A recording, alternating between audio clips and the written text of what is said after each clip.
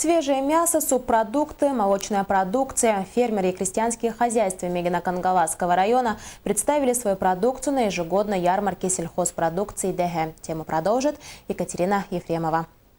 В центре Мегино-Кангаласского улуса, поселке Нижний Бестях, ярмарка продажа сельскохозяйственной продукции с участием многих товаропроизводителей улуса проведена по многочисленным просьбам самих жителей поселка.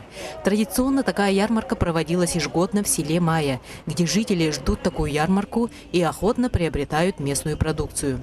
В связи с увеличивающимся населением поселка Нижний Бестях необходимость из первых рук купить впрок на долгую зиму свежее мясо отличного качества, заготовки из домашнего мяса, субпродуктов и молока тоже увеличивается. Мясо очень хорошее, говядина по 380 целый зад взяла.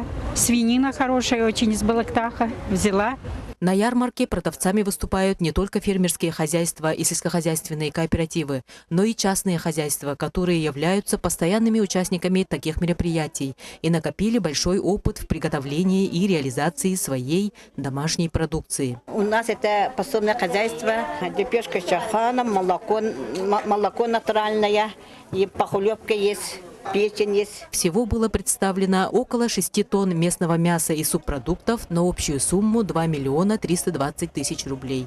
Екатерина Ефремова, Валерий Павлов, НВК Саха, Мегино-Кангаласский улус.